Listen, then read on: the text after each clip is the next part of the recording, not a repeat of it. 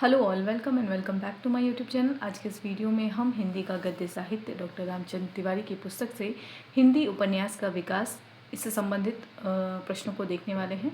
पिछली वीडियो में हमने प्रेमचंद पूर्व हिंदी उपन्यास इस सेक्शन को कंप्लीट कर लिया था। प्रेमचंद युगीन हिंदी उपन्यास को भी हमने कर लिया था।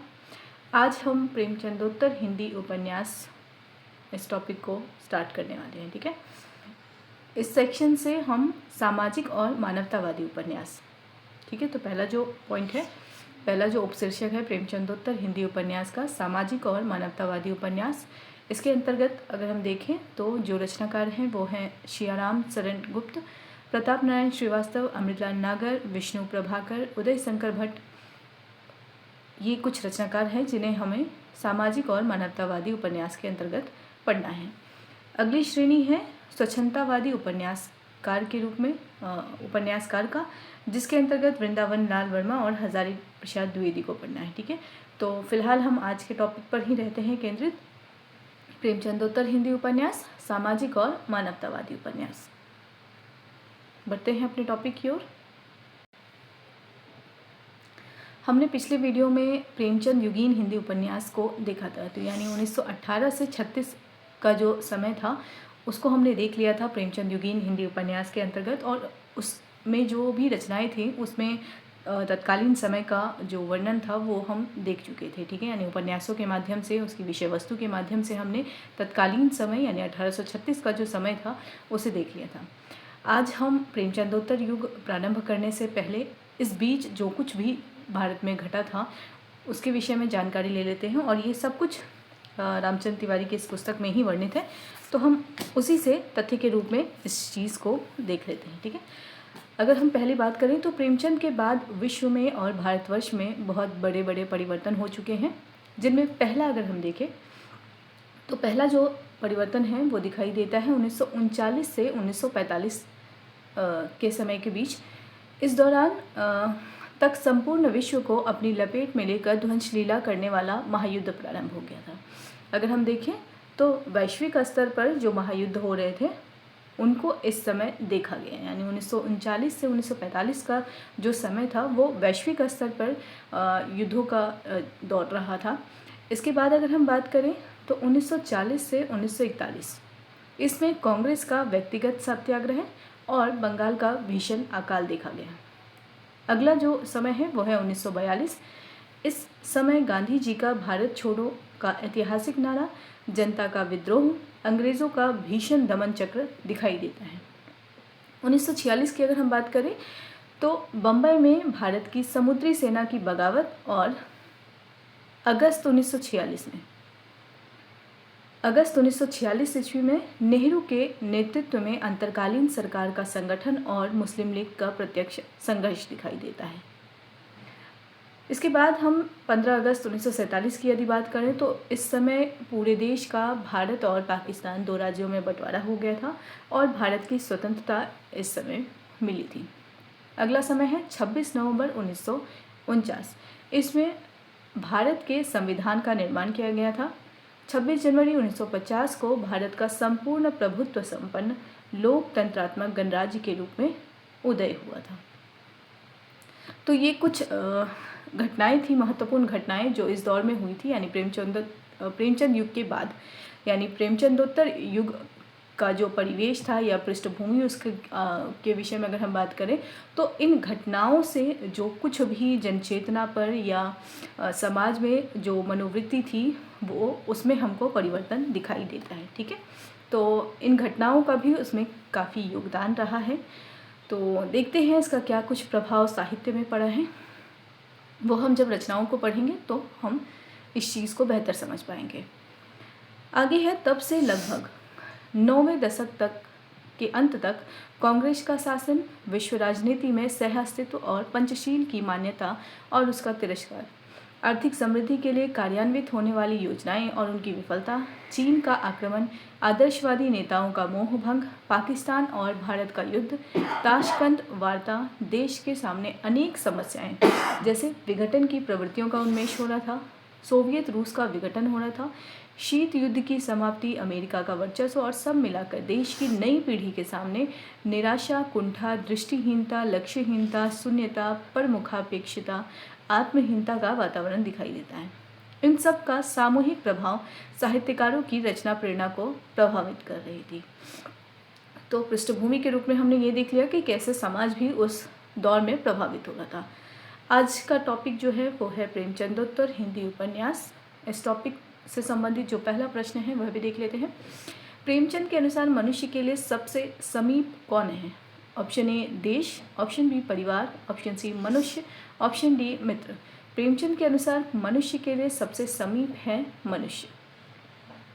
सही उत्तर क्या हो जाएगा? सी मनुष्य। संबंधित तथ्य देख लेते हैं। प्रेमचंद ने जीवन में साहित्य का स्थान, ठीक है, ये कुछ विचार करके उनका एक निबंध संग्रह है, उसमें एक निबंध है जीवन में साहित्य का स्थान। कुछ विचार प्रेमचंद द्वारा लिखा गया निबंध संग्रह है और यह निबंध भी उसी के अंतर्गत समाहित है, ठीक है। तो प्रेमचंद ने जीवन में साहित्य का स्थान विषय पर विचार करते हुए लिखा है, आदिकाल से मनुष्य के लिए सबसे समीप मनुष्य है। हम जिसके सुख दुख, हंसने रोने का मर्म समझ सकते हैं, उसी से हमारी आत्मा का अधिक मेल होता है। हमारी मानवता जैसे विशाल और विराट होकर समस्त मानव जाति पर अधिकार पा जाती है, मानव जाति ही नहीं, चर और अचर, जड़ और चेतन सभी उसके अधिकार में आ जाते हैं। अगला प्रश्न है, प्रेमचंद ने उपन्यासों में क्या बदलाव की भविष्यवाणी की थी? ऑप्शन ए झूठ को सच बनाना, ऑप्शन बी सच को झूठ बनाना, ऑप्शन सी केवल ऐतिहासिक कथाएं लिखना, ऑप्शन डी प्रेम कथा बढ़ाना। तो प्रेमचंद ने उपन्यासों में क्या बदलाव की भविष्यवाणी की थी? सही उत्तर होगा सच को झूठ बनाना। यानी उपन्यासों में क्या बदलाव दिखाई दे रहा है? सच को झूठ बनाया जा रहा है। संबंधित तथ्य भी देख लेते हैं।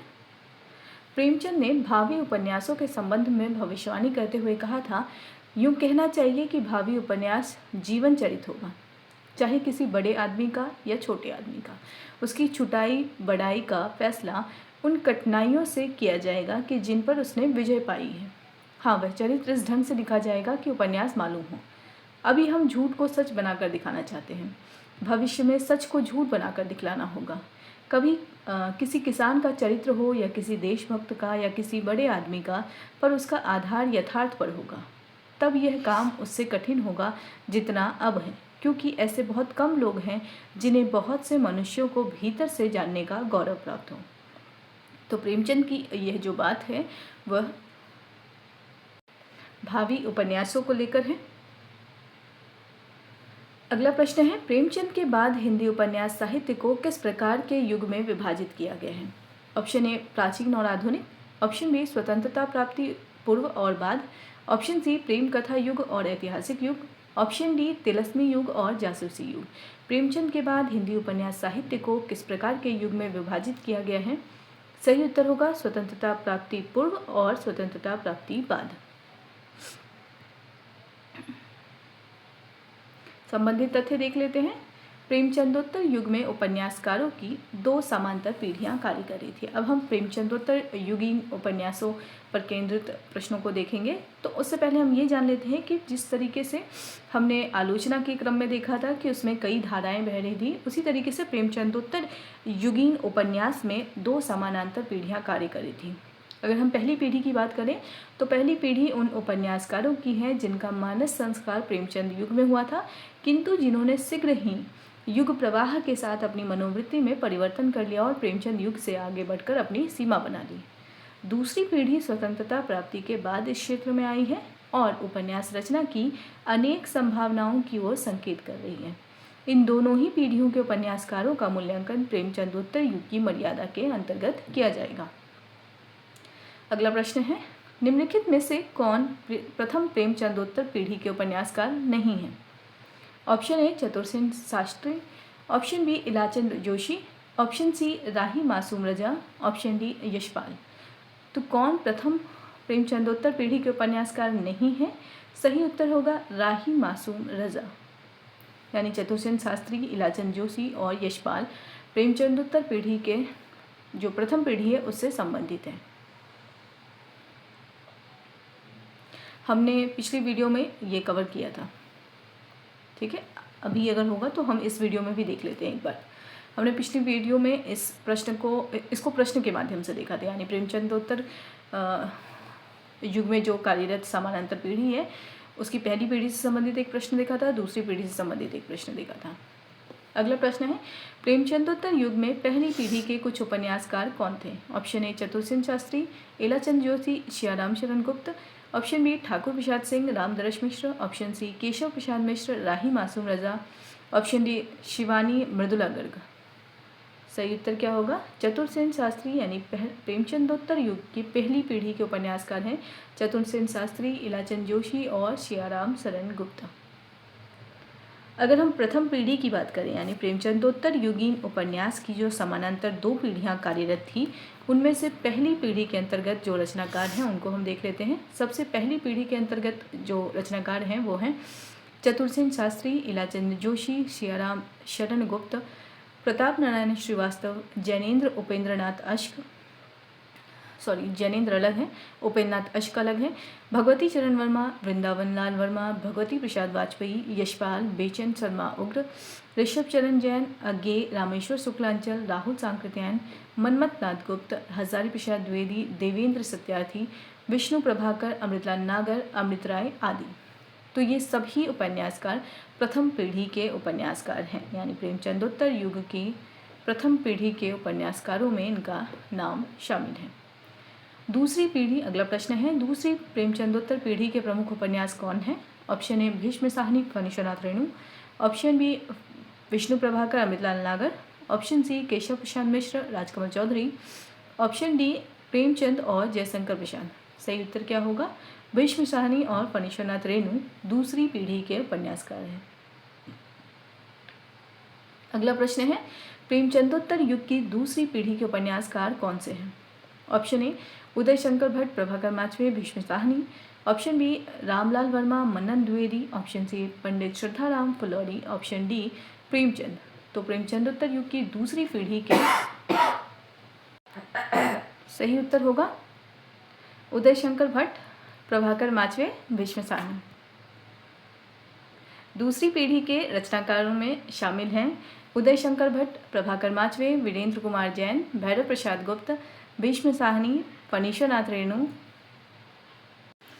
नागार्जुन, लक्ष्मी नारायण लाल, रांगे राघव, धर्मवीर भारती, डॉक्टर देवराज, कृष्णचंद शर्मा भिक्खू, रुद्र काशिके, नरेश मेहता, मोहन राकेश, राजेंद्र यादव, लक्ष्मीकांत वर्मा, श्रीलाल शुक्ल, शैलेश मटियानी, कमलेश्वर, मार्कंडेय, ठाकुर प्रसाद सिंह, रामतरस मिश्र, विवेकी राय, दुष्यंत कुमार, निर्मल वर्मा आदि लेखक दूसरी पीढ़ी के अंतर्गत आते हैं। अगला प्रश्न है, तीसरी पीढ़ी के उपन्यासकारों में निम्नलिखित में से कौन शामिल हैं? Option A Krishna Sobti, Mannu Bhandari, option B Bhagwati Charan Verma Agyeya, option C Siyaram Sharan Gupt, Uday Shankar Bhatt, option D Chatursen Shastri और जैनेन्द्र। सही उत्तर क्या होगा? तीसरी पीढ़ी के जो रचनाकार हैं उनमें कृष्णा सोबती और मनु भंडारी शामिल हैं। अगला प्रश्न है, प्रेमचंदोत्तर उपन्यासों में तीसरी पीढ़ी की मुख्य विशेषता क्या है? क्योंकि हमने पहली पीढ़ी और दूसरी पीढ़ी के विषय में तो जाना कि समानांतर 2 पीढ़ियाँ ही कार्यरत करी, ये तीसरी पीढ़ी कौन सी है इसके विषय में जान लेते हैं इस प्रश्न के माध्यम से। तो ऑप्शन है व्यवस्था के प्रति तीखा आक्रोश है इनमें, बी आदर्शवाद है, ऑप्शन सी धार्मिकता है, ऑप्शन डी रोमांटिकता है। तो प्रेमचंदोत्तर उपन्यास की जो तीसरी पीढ़ी है इनमें व्यवस्था के प्रति तीखा आक्रोश दिखाई देता है। ठीक है, अगला प्रश्न है, तीसरी पीढ़ी के उपन्यासकारों में निम्नलिखित में से कौन शामिल हैं? Option A Shivani Shashi Prabha Shastri, option B Keshav Prasad Mishra Vishambhar Nath Upadhyay, option C Rahi Masoom Raza, option Rajendra Awasthi, option D सभी। तो तीसरी पीढ़ी के उपन्यासकारों में सभी शामिल हैं, यानी शिवानी, शशि प्रभा शास्त्री, केशव प्रसाद मिश्र, विशंबर नाथ उपाध्याय, राही मासूम रजा, राजेंद्र अवस्थी, ये सभी रचनाकार तीसरी पीढ़ी के उपन्यासकारों में शामिल हैं। संबंधित तथ्य देख लेते हैं। पिछले कुछ वर्षों में उपन्यास लेखकों की एक तीसरी पीढ़ी भी तैयार हो गई, यानी अगर हम प्रेमचंदोत्तर युग की बात कर रहे हैं तो वहाँ 2 पीढ़ियों का जिक्र हमने प्रारंभ में देखा, लेकिन कुछ समय बाद, कुछ वक्त बीतने के बाद तीसरी पीढ़ी भी तैयार हो गई, जिनमें केशव प्रसाद मिश्र, विवेकी राय, कृष्ण बलदेव वैद, राही मासूम रजा, शिव प्रसाद सिंह, मनु शर्मा, बदिउज्जमान उमरकांत, विशंभर नाथ उपाध्याय, राजेंद्र अवस्थी, जगदीश चंद्र, राजकमल चौधरी, श्रीकांत वर्मा, हृदय योगेश गुप्ता, गंगा प्रसाद विमल, महेंद्र भल्ला, शानी, महीप सिंह, मुद्रा राक्षस, जगदम्बा प्रसाद दीक्षित, मनोहर श्याम जोशी, रविंद्र कालिया, काशीनाथ सिंह, गिरजा किशोर, गिरिराज किशोर, रमेश चंद्र शाह, कामतानाथ, हिमांशु जोशी, द्रोणवीर कोहली, रामदेव शुक्ल, गिरीश अस्थाना, गोविंद मिश्र, विनोद कुमार शुक्ल, नरेंद्र कोहली, मणि मधुकर, राजकृष्ण मिश्र, योगेश कुमार, प्रमोद सिन्हा, पंकज बिस्ट, संजीव, अखिलेश, दूधनाथ सिंह, प्रकाश मनु, कमलाकांत त्रिपाठी, शैलेंद्र सागर, मिथिलेश्वर, स्वयं प्रकाश, असगर वजाहत, चंद्रकिशोर जायसवाल, डॉक्टर रामधारी सिंह दिवाकर, प्रमोद कुमार तिवारी, डॉक्टर ज्ञान चतुर्वेदी, विभूति नारायण राय, सुरेंद्र वर्मा, ज्ञान प्रकाश, विवेक, प्रियमवद, राजू शर्मा, राकेश कुमार सिंह आदि उल्लेखनीय हैं। अगर हम उपन्यास लेखिकाओं की भी बात करें तो ये भी तीसरी पीढ़ी के अंतर्गत ही आएंगी।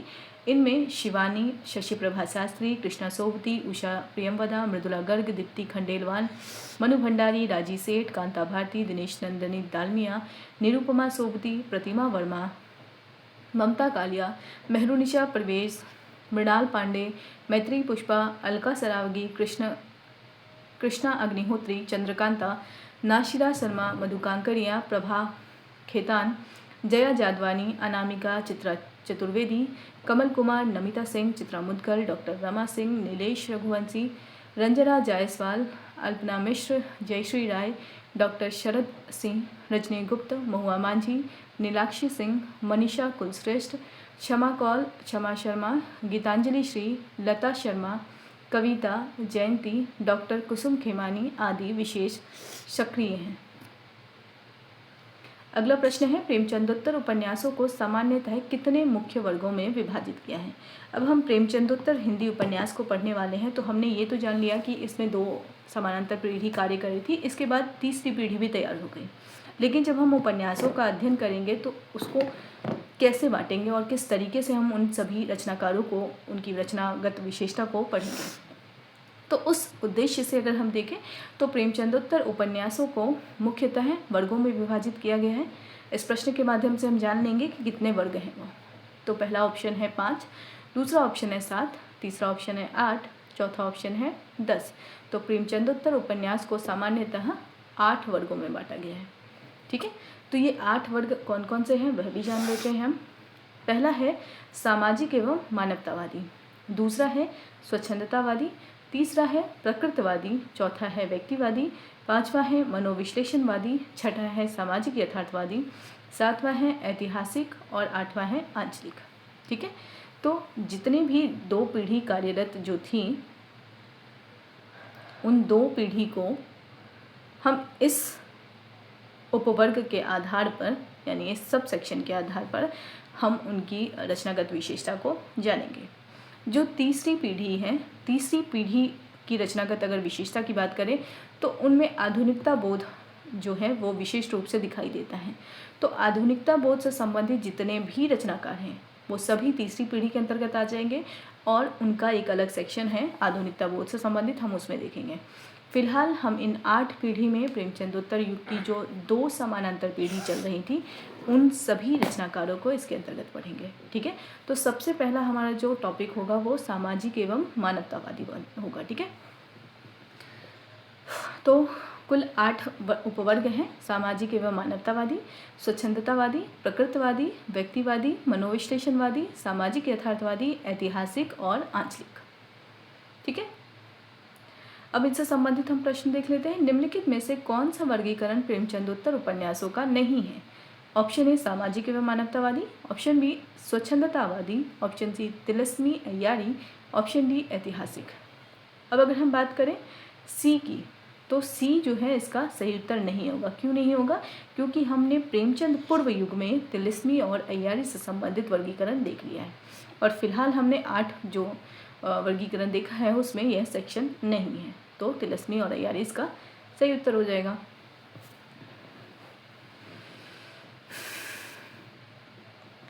अगला प्रश्न है, स्वच्छंदतावादी और मनोविश्लेषणवादी उपन्यास किस वर्ग में आते हैं? ऑप्शन ए सामाजिक, ऑप्शन बी व्यक्तिवादी, ऑप्शन सी ऐतिहासिक, ऑप्शन डी आंचलिक। स्वच्छंदतावादी और मनोविश्लेषणवादी उपन्यास किस वर्ग में आते हैं? सही उत्तर होगा व्यक्तिवादी।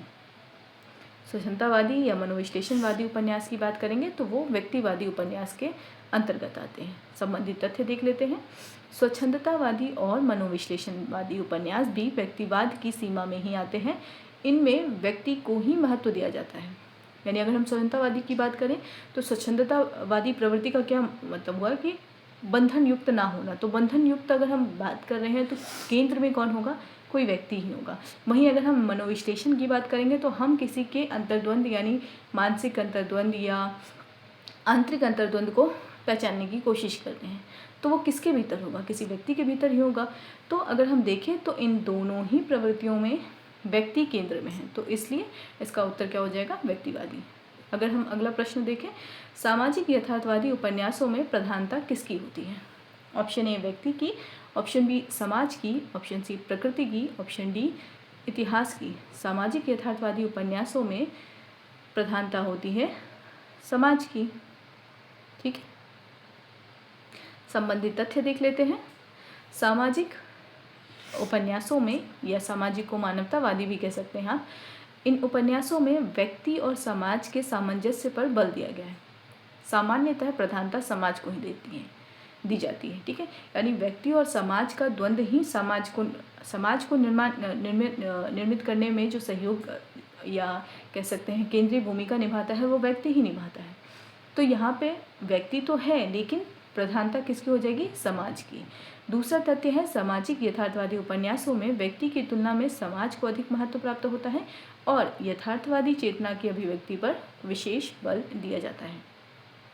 अगला प्रश्न है, आंचलिक उपन्यासों में किसका मिश्रण पाया जाता है? अभी हमने जितने भी 8 कैटेगरी में देखा है ना कि प्रेमचंदोत्तर युगीन उपन्यासों को 8 वर्गों में विभाजित किया गया है, उन 8 वर्गों से संबंधित हम प्रश्नों को देख रहे हैं। ठीक है, यानी उसमें क्या कुछ प्रमुख है और कौन सी प्रवृत्ति यानी के अंतर्गत किसे प्रधान मानकर उसका मूल्यांकन किया जाएगा। यानी अगर हम समाजवादी उपन्यासों की बात करेंगे तो वहाँ समाज केंद्र में आएगा, या अगर हम आंचलिक उपन्यास की बात करेंगे तो वहाँ अंचल केंद्र में होगा। अगला प्रश्न है, आंचलिक उपन्यासों में किसका मिश्रण पाया जाता है? ऑप्शन ए रोमांटिकता और आधुनिकता का, ऑप्शन बी युद्ध और शांति का, ऑप्शन सी प्रेम और बैर का, ऑप्शन डी धन और दरिद्रता का। तो आंचलिक उपन्यास में किसका मिश्रण पाया जाता है? रोमांटिकता और आधुनिकता का। सही उत्तर हो जाएगा ए। संबंधित तथ्य देख लेते हैं। जिन्हें आंचलिक उपन्यास कहा गया है, बोध के स्तर पर उनमें रोमांटिकता और आधुनिकता को भी लक्षित किया गया है। अगला प्रश्न है, ऐतिहासिक उपन्यासों में इतिहास का उपयोग मुख्यतः किस लिए किया जाता है? ऑप्शन ए केवल अतीत का वर्णन के लिए, ऑप्शन बी वर्तमान समस्या को सुलझाने के लिए, ऑप्शन सी मनोरंजन के लिए, ऑप्शन डी धार्मिक प्रचार के लिए। ऐतिहासिक उपन्यासों में इतिहास का उपयोग मुख्यतः किस लिए किया जाता है? सही उत्तर होगा वर्तमान समस्याओं को सुलझाने के लिए इतिहास का उपयोग किया जाता है। संबंधित तथ्य देख लेते हैं। ऐतिहासिक और आंचलिक उपन्यासों में भी व्यक्ति और समाज को ही महत्व दिया जाता है। ऐतिहासिकता और आंचलिकता तो परिवेश सूचक शब्द हैं। जिसे हम इतिहास कहते हैं वह वर्तमान परिस्थितियों में अतीत का पुनर्निर्माण है। इस पुनर्निर्माण में कलाकार वर्तमान की उपेक्षा नहीं कर सकता। वस्तुतः वह वर्तमान को अतीत में जीना चाहता है। इसलिए बहुत से ऐतिहासिक उपन्यासकार इतिहास का उपयोग वर्तमान समस्याओं को सुलझाने में करते हैं। ठीक है, तो अगर हम देखें तो इस प्रश्न का उत्तर भी हमें इस तथ्य के माध्यम से मिल जाता है। अगला प्रश्न है, इंद्रनाथ मदान ने प्रेमचंदोत्तर उपन्यासों का वर्गीकरण किस आधार पर किया है? ऑप्शन ए आधुनिकता और जनवाद, ऑप्शन बी ऐतिहासिकता और आंचलिकता, ऑप्शन सी प्रेम और युद्ध, ऑप्शन डी ग्रामीण और शहरी। तो इंद्रनाथ मदान ने प्रेमचंदोत्तर उपन्यास को आधुनिकता और जनवाद के आधार पर किया है। अगर प्रश्न पूछा जाए आधुनिकता और जनवाद के आधार पर प्रेमचंदोत्तर युगीन उपन्यास को किसने वर्गीकृत किया है, तो उत्तर क्या होगा? इंद्रनाथ मदान। संबंधित तथ्य देख लेते हैं। इंद्रनाथ मदान आधुनिकता को एक प्रक्रिया मानते हैं। ठीक है, इंद्रनाथ मदान के लिए आधुनिकता क्या है? एक प्रक्रिया है।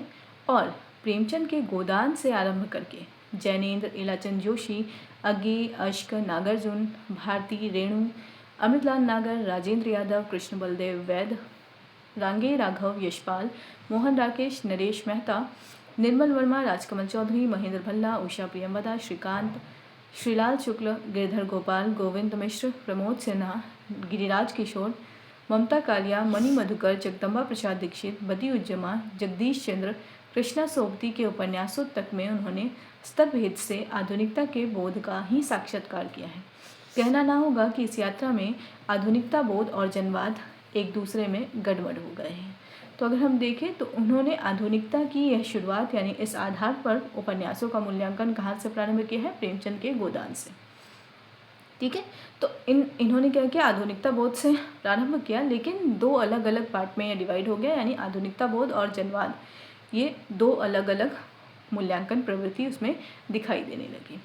अगला प्रश्न है, डॉक्टर बच्चन सिंह ने सन 60 के बाद हिंदी उपन्यासों में कौन सी दो धाराओं को पहचाना है? ऑप्शन ए स्वच्छंदतावादी और प्रगतिवादी, ऑप्शन बी आधुनिकतावादी और जनवादी, ऑप्शन सी व्यक्तिवादी और सामाजिक, ऑप्शन डी ऐतिहासिक और आंचलिक। तो बच्चन सिंह ने 60 के बाद हिंदी उपन्यासों में दो धाराओं को पहचाना है। वो दो धाराएं थी आधुनिकतावादी और जनवादी। ठीक है, तो बच्चन सिंह के भी अनुसार 60 के बाद जितने भी उपन्यास लिखे गए उनको दो धाराओं में बांटा जा सकता है, आधुनिकतावादी और जनवादी। बच्चन सिंह से संबंधित यह तथ्य है कि इन्होंने 60 के बाद से हिंदी उपन्यासों में आधुनिकतावादी और जनवादी धाराओं को प्रभावित होता हुआ लक्षित किया है। अगला प्रश्न है, डॉक्टर बच्चन सिंह के अनुसार आधुनिकतावादी धारा किसका अगला कदम है? ऑप्शन ए प्रगतिवाद का, ऑप्शन बी प्रयोगवाद का, ऑप्शन सी छायावाद का, ऑप्शन डी द्वितीयवाद का। तो डॉक्टर बच्चन सिंह के अनुसार आधुनिकतावादी धारा किसका अगला कदम है? सही उत्तर होगा बी प्रयोगवाद का। बच्चन सिंह के अनुसार आधुनिकतावादी धारा जो है यह प्रयोगवाद का अगला कदम है। संबंधित तथ्य देख लेते हैं। डॉक्टर बच्चन सिंह ने आधुनिकतावादी धारा को प्रयोगवाद का अगला कदम माना है। ठीक है, प्रश्न यहाँ से भी बन सकते हैं, इसलिए आप कथन को ध्यान से देखेंगे। और जनवादी विचारधारा को प्रगतिवादी विचारधारा की अग्रिम कड़ी कहा है। दोनों धाराओं के उपन्यासकारों की ओर इंगित करते हुए उन्होंने कहा है, सन 60 में कविता की तरह उपन्यासों में भी नया मोड़ आता है। पिछले दशकों में आधुनिकतावादी और जनवादी धारा दिखाई देने लगती है। मोहन राकेश, निर्मल वर्मा, उषा प्रियंवदा आदि पहली श्रेणी के उपन्यासकार हैं, तो अमृत राय, भैरव प्रसाद गुप्त, मार्कंडेय आदि दूसरी पीढ़ी के। ठीक है, तो इन्होंने 60 के बाद जितने भी उपन्यास लिखे गए उनमें दो धाराओं को देख रहे हैं, एक आधुनिकतावादी और दूसरी जनवादी। आधुनिकतावादी में शामिल हैं मोहन राकेश, निर्मल वर्मा और प्रियंवदा।